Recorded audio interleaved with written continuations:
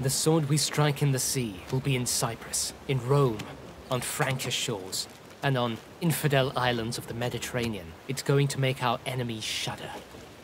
It won't be easy dealing with all those enemies. They have a whole sea full of men.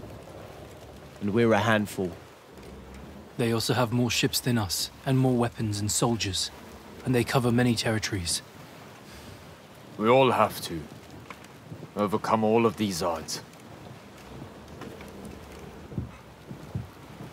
Are you already planning how to turn the sea into hell for our enemies' Levants? We are thinking of a way that we will be able to confront the whole crowd of them, Captain.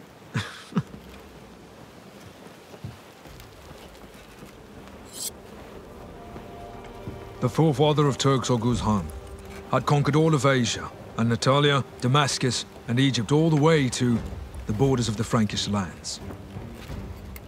Then he demanded they swear allegiance. Frankish ambassadors sought an audience with Oghuz Khan to negotiate the situation. Oghuz Khan knew that these men were not known to ever keep their promises, so he said to them, "Our whole army is much bigger than you could ever imagine. And if we're obliged to come back here, neither water nor fire is going to keep us out. Even your rivers, nor your seas will be able to stop us. We even use our horses as boats, and whips as paddles if need be, and we will manage to conquer you all." After that, the ambassadors were terrified, and they swore allegiance to him.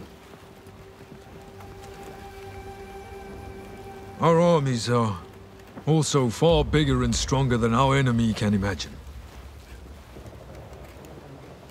Behind us is an army of prayers comprised of all who have been oppressed, as well as an army of soldiers who are ready and waiting to join our cause.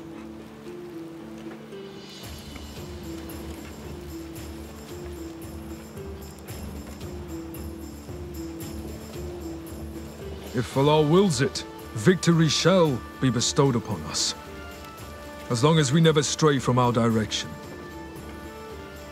So we will use our horses as boats, and our whips will be our paddles, and Allah might help us conquer our enemy.